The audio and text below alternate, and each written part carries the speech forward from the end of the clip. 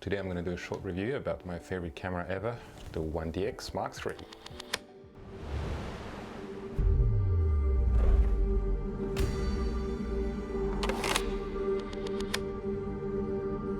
So I've been using the 1DX Mark II as my main camera for the past 3 years now. It's been excellent for my workflow and the sort of projects I do.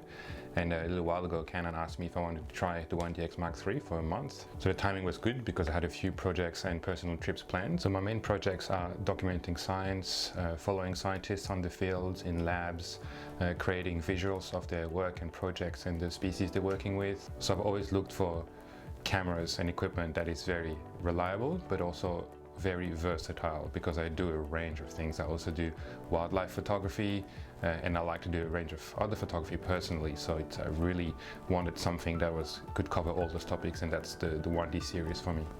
So the first place I spent time with the camera was North Queensland, around Cairns, from sort of Mission Beach to the south of the Daintree. I was driving around filming and photographing wildlife. It's the wet tropics in the wet season on La Nina year, so I saw a lot of rain, which made it really hard to find some of the species, but it was a great place to test the camera. One of my favorite moments was I really wanted a shot of a cassowary on the beach, and on my second morning I managed to get that shot. And although it was raining quite heavily, I knew that the cameras could take it. I had the 1DX2 and the 1DX3 with me, and it's just worked perfectly. So here are a few of the shots I took on that morning, as well as some other shots I took during that trip. So basically it was just morning to night looking for wildlife, filming kingfishers and a lot of other amazing species that can be found up in this part of the world. The second wildlife-related trip I did with this camera was closer to home in southeast Queensland. I spent a day looking for brushtail rock wallabies around Crow's Nest National Park.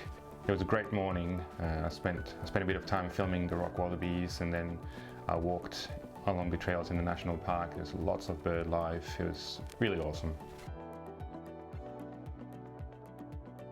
Coming from using a 1DX2 most of the time, this felt really at home, but with some differences that were quite big, especially in the video department, where it's a complete new camera. You have so many more options. C-Log, it's just the perfect upgrade from the 1DX2, all the things that we're missing in the 1DX2. So it's just awesome to have all those options here. 10-bit, all of that is just great and gives you even more flexibility. Just like the 1DX2, it's reliable, it's solid. I can film for hours on end and never have an issue. When I've been now editing all those 6,000 images that I took with the 1DX3, I can see that I can push the images harder, and that's a trend I've seen as well with having used the R5 and the R6. So the dynamic range has improved in recent years, which is really good. I really like having 2 CF Express card slots because it's the same cards, they're extremely fast, they give you insane buffer. So I really enjoyed using it. I love the touch joystick button. At the start, to be honest, I thought it would annoy me, but it was actually awesome. It just works really well.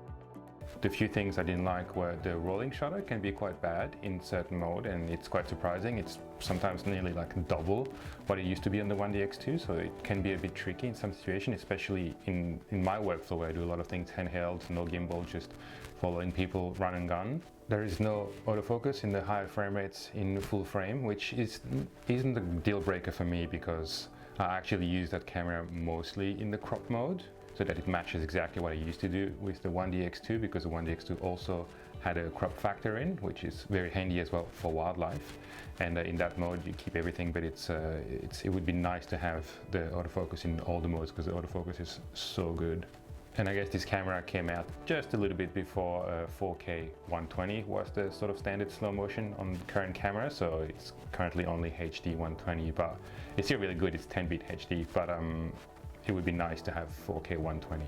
I've really enjoyed my 1 month with this camera. It was excellent workhorse. It just fits exactly in my workflow. But having tested this camera and having tested the R5 a while ago as well, it's making me really excited for the mirrorless version of the 1D series. If they keep the same form factor and a lot of the technology that I'm currently seeing in the 1DX3 when you're flipping the mirror and the R5, it's going to be absolutely awesome. So I'm looking forward to that and see where things are going. All the new lenses are coming out. Very excited.